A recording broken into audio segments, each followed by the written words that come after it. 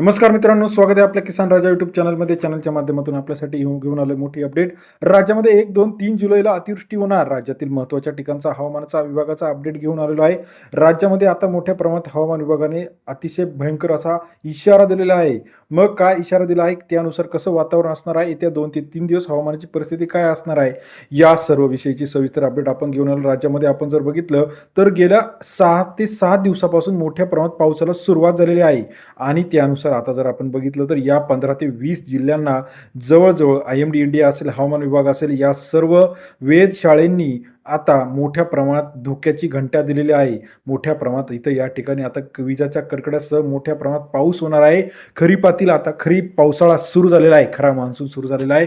गेल्या काही दिवसापासून मान्सूनने मोठ्या प्रमाणात महाराष्ट्राला जी काही विलंब केलेला होता, आता मान्सूनचा विलंब पूर्ण झालेला आहे आणि महाराष्ट्रात मान्सून सक्रिय झालेला आहे.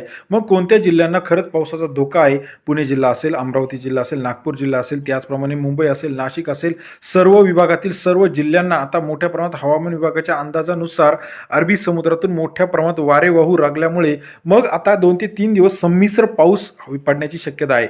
पुणे जिल्ह्याला रेड अलर्ट आहे, मुंबई जिल्ह्याला रेड अलर्ट आहे, पालघरला, मुंबई सब अर्बन, मुंबई अर्बन, त्याचप्रमाणे रायगड, ठाणे, पनवेल, चिपळूण, त्याचप्रमाणे सिंधुदुर्ग, रत्नागिरी, या सर्व जिल्ह्यांना मोठ्या प्रमाणात पावसाचा अतिदक्षतेचा इशारा दिलेला आहे. मच्छीमारांसाठी सुद्धा इशारा दिलेला आहे.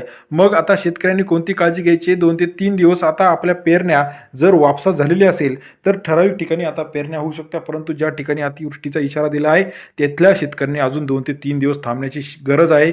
कारण का, मोठ्या प्रमाणात पाऊस झाल्यानंतर परत पेरणी सुद्धा आपल्याला करायला लागू शकते. आता शेतामध्ये किती ओल आलेले आहे त्यानुसार आपल्या पेरण्यांचं नियोजन करायचं आहे कृषी विभागाच्या सूचनेनुसार, नाहीतर आपल्याला पुन्हा एकदा पीक आपलं वायाचं जाऊ शकतं. राज्यामध्ये आपण जर बघितलं तर सध्या तरी पावसाचा चांगला अंदाज हवामान विभागाने दिलेला आहे. उकाड्याने मोठ्या प्रमाणात नागरिक हैराण झालेले होते. आता त्यासाठी हवामान विभागाच्या अपडेटनुसार 2 ते 3 दिवस पुढचे महत्त्वाचे आहे. 1 जुलै, 2 जुलै, 3 जुलैपर्यंत पाऊस मोठ्या प्रमाणात सक्रिय असणार आहे. त्यानंतर सुद्धा महाराष्ट्रात आता राहिलेल्या सर्व ठिकाणी पाऊस होणार आहे. पेरण्या आपल्या ठिकाणी किती झालेला आहे, पाऊस कितपत आलेला आहे? काही ठिकाणी रिमझिम पाऊस आहे, तर काही ठिकाणी भीज पाऊस व्हायला सुरुवात झालेली आहे.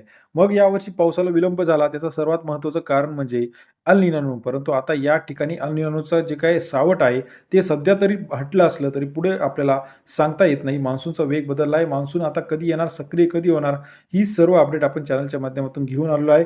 राज्यातील महत्त्वाच्या ठिकाणी आपण जर बघितलं तर पावसाला खऱ्या अर्थाने सुरुवात झाली आहे. शेतकऱ्यांची बियाण्यांची लागवड चालू झाली आहे, रोपांची विक्री सुरू झालेली आहे आणि कांदा असेल, टोमॅटो असेल, फ्लावर असेल, कोबी असेल, तूर असेल, सोयाबीन असेल, कापूस असेल, मका असेल, ज्वारी असेल, या सर्व पिकांची आता तयारी शेतकऱ्यांनी सुरू केलेली आहे.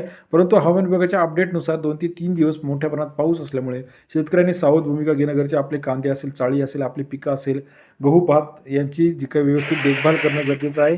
जर पाऊस मोठ्या प्रमाणात झाला तर शेतांचं, पिकांचं, रस्त्यांचं, नाल्यांचं नुकसान सुद्धा होण्याची शक्यता आहे. त्यामुळे शेतकऱ्यांनी आपल्या जनावरं असेल, आपली शेती असेल, याचं व्यवस्थित नियोजन करून पुढील आता रणनीती आखणं गरजेचं आहे. आपल्याला हवामानाचा अपडेट कसा वाटला कमेंट करून कळवा. अधिक माहितीसाठी बेल आयकॉन प्रेस करायला विसरू नका. धन्यवाद.